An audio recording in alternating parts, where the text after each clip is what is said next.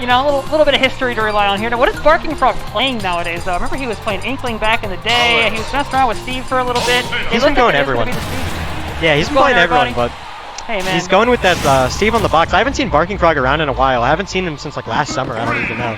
But gonna get in the game one here. Town and City not gonna start on the traditional PS2. Barking Frog, I don't know. So what I've heard from a lot of those Steve mains and all the Steve labbers and stuff is that Town and City is a really good stage for Steve because you have those platforms. It's kind of an empty style stage, which typically favors zoners. Yeah, absolutely. You got a lot of space to work with too. A lot of distance to move back to put up those walls. I have no idea what the materials are like. I think that's something maybe only Steve players know, honestly, but definitely a pretty good starter stage here. I'm surprised we don't just see the Game 1 PS2, though. That's like usually the classic. It's very unusual to not see that. Yeah, Barking Frog might have tricked him into picking the stage or something like that, because Steve definitely has a lot of options here, like I mentioned, but also I forgot to add, there's the short blast zones. Look at Joe looking out for the tech, too, on that throw into the block. Like, even this early into the game, not going to get caught off guard by like a little trick like that. Really good looking out. Yeah, a lot of players are getting more accustomed to Steve, as we've seen, as he's become a very prevalent character in the meta. Yeah. Seagull Joe maybe trying to show that he has Steve figured out a little bit. Yeah, you have to have this character figured out if you want any kind of success, man. Whether you're playing O2 or you're playing you know, going for top 8s, you got to know this character now. And even if you do have this character somewhat figured out, you can always pull out some more surprises. There's so many different combo routes and like different tech Steve does. It feels like it's like endless what you have to learn to kind of deal with this character. Yeah. But Seagull gonna deal with them very nicely there, getting the back air, knowing that he has that invincibility to beat the minecart. Yeah. Joe punishing that attempt to mine there too. That's why you need that wall up when you're mining. You have to have that little bit of protection. Because even just a little bit of disruption from the auto reticule was enough to give Joe an opening there. Yeah, stock 2 now, Diamond's online, so that changes a lot of things. Yep, Seagull going with that constant pressure, and speaking of constant pressure, going to chain that explosive flame into the up air to take the stock. But what I was saying is we've seen a lot of projectile usage from Seagull because it's very effective at destroying the wall. He's also spacing his moves very well to break a 3-block high wall so he can get by it. Yeah, and that stock may have actually just decided this game here because now that's a diamond gone without one in the pocket to get those diamond tools back online. Not going to see one for quite a bit mining-wise, and Joe is continuing to apply pressure, especially the projectiles. That is the one weakness Steve has. Steve does not approach well. It feels like he approaches well when he's got diamond tools because you have to be terrified of everything. When you have diamond tools, yeah. When you have diamond tools, it's unstoppable. But Seagull here, trying to get this 3-stock. Barking Frog just seems almost lost against this Palu, but he's not lost there. Going to find that back air instantly on the roll. As soon as I mentioned the 3-stock, it evaporates there. Yeah, the commentator's curse, man. And the diamond weapon is back online here. I honestly was thinking that we might see the game close out before that comes back online, but that is not the case. Joe, despite this big lead, is going to have to play very careful here because that can slip away so fast with these diamond tools. Yeah, the diamond tools are basically like Steve's Arsene, but somehow even better.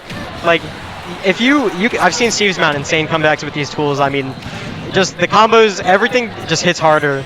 And like back air and stuff kills it ridiculously early %. So Barking Frog trying to capitalize off the diamond, but it's going to be a long hill to climb as Seagull gets the back air. Tech's on the block. That was one of those situations where it's like, you just got to match. You had that back air came out the second. I mean, that back air came out on the first actionable frame here from Joe. Watch this again, right? There's the up air. The block, try to set something up. Tech's the block. Cart, and then here it is. The wing.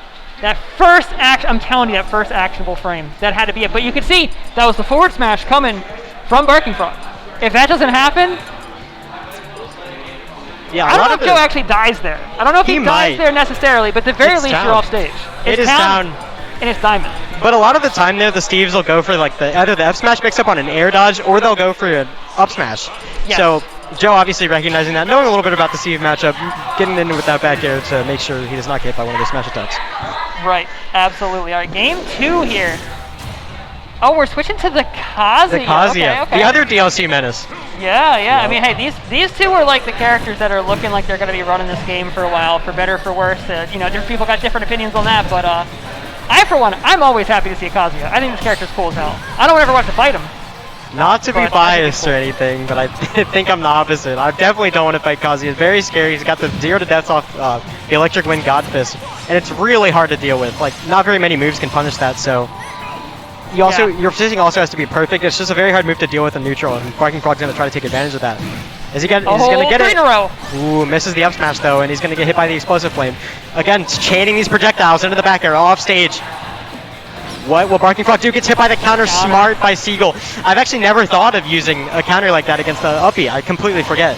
Yeah, one of the few weaknesses in this character is a linear recovery in many senses. At least if you can force him down low enough, you know. He's got some options if he's coming from above the stage, but from down low, he's got to go pretty much in a straight line.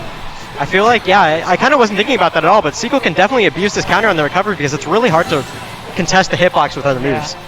And now we're seeing too this ledge trapping situation here, something Seagull is very, very good at. And Kazuya may have all these threatening tools on stage, but if you can't get there, you can't use them. And again, Seagull just applying pressure, chipping away at his percentage, finally getting that nair, but Barking Frog going to fight back with the uppie out of shield. Very good move for Kazuya. The uppie is not a move people thought a lot about when he was coming out, but that uppie has definitely shown its worth here for the character. And just like that, one combo, 102%. Barking Frog is back in the game, going to catch the landing with that up air. Now Seagull's in a precarious position. Ooh, but he's going to get the dash attack into... He's going to get the fair into the dash attack. That is never a situation to be in. That explosive flame blocking off the stage. He has to walk off, but Barking Frog navigates it so well. Another stock with the uppie. And we're down to even stocks here. I mean, that is the comeback potential of this character. He touches you, and you may just be losing a stock. That was almost it, too. Wow, yeah, I thought I caught it right there, but Barking Frog definitely has stormed his way back using Kazuya, the comeback factor, the main gimmick of this character. And now he has the lead. Yeah, this is a scary place for Joe to be in. After all this work, after having that huge lead set up, it all just slips away, and you're right back. Applying all this pressure just to get upbeat. Wow. I want to point out, there was a combo there on the last, on Barking Frog's last stock, Seagull's second to last, where he dropped the end of the combo and didn't hit the up smash. And his immediate response was, take a second, make sure he wasn't getting hit, and then Electric can do it again. Yep. I love that energy. That's the Kazuya classic. The Kazuya classic. You just want to run with that Electric, you know. Yep. Even if you drop the combo, it's a very high chance they're still in disadvantage and you're still getting another Electric. Just because of how fast that move comes out. And the invincibility, because if you try to land with like an aerial or even an air dodge, you're getting hit by it. Yeah. And Barking Frog has very clearly labbed this because he definitely just flexed like 3 back-to-back Electrics in neutral at one point.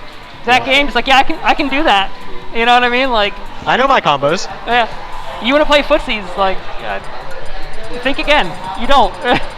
Definitely got to learn up on those, read up on those inputs if you want to play Kazuya. A lot of really strange ones that I've never learned how to do because I'm not an FGC player. But and the Electric is in Smash it's like a 3-frame input. You have a little bit more of a window than you do in Tekken. I think it's 2. Might be 2. It's a little bit more than it is in Tekken, but it is not easy to be consistent with. Yeah, not the easiest move to hit consistently, but you see a lot of the good Kazuyas, like Barking Frog here, for example, making that, just hitting it consistently, and that's where Kazuya is really a challenge to deal with. Yeah, so game 3 now. This is maybe just 4 minutes ago, looking like it was Seagull's set, and now it's very, very even, and this ledge is a terrifying place to be. And we saw immediately at the game, he started off with the Electric, and it just completely denied the back air from Seagull. Seagull, just like Barking Frog seemed at the beginning of the last game, Seagull seems very lost here. He's having a really hard time trying to deal with the Kazuya because Kazuya's invincible moves. It doesn't matter if you have a disjoint or can outspace, that Electric will eat it up.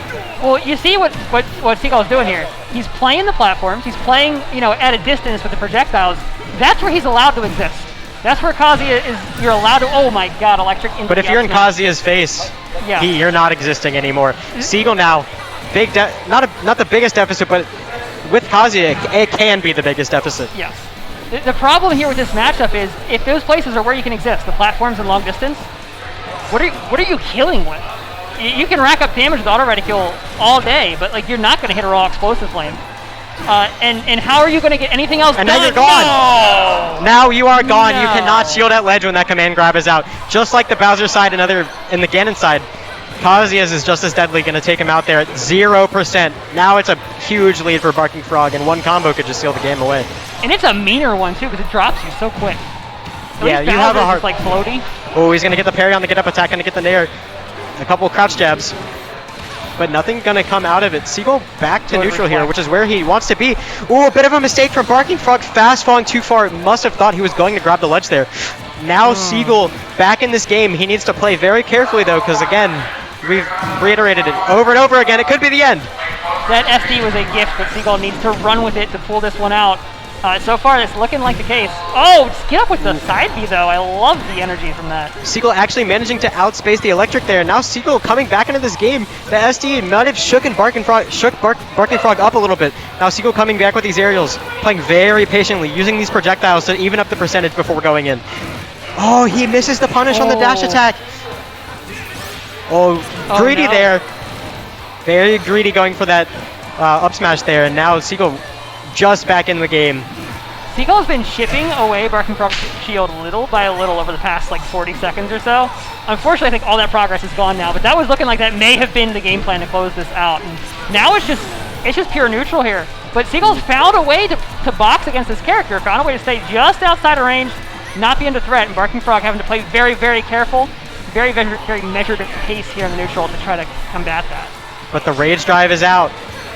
You don't want to be shielding versus this rage drive. It's 100% killing now. Yeah, and that's unfortunately Seagull's been using that as a big part of his game plan here. Now if it's not an option. Oh, it's over. Oh, it's it. Right back from the ledge. Yeah, the Kazuya Classic, the drop off the ledge into the side B, very hard to react to. Seagull getting caught off guard there. He hadn't been doing it the past couple times. Good job mixing up the ledge options from Barking Frog, allowing himself to seal out that game. And that is something that I think the two big fighters from Fighters Pass 2, the ones that have really been on people's minds, right? Kazuya and Steve. I think that is the one thing that unites these two characters at the same time, is that if they want to play careful and they want to play slow, you have to respect it and you have to play slow. There is no playing fast into those characters if they want to play slow. You're playing their game. And that means that they can sit there and they can wear you out, and they can drag you. They can just drag the fight on, and then the one time you get impatient, the one mistake you make, and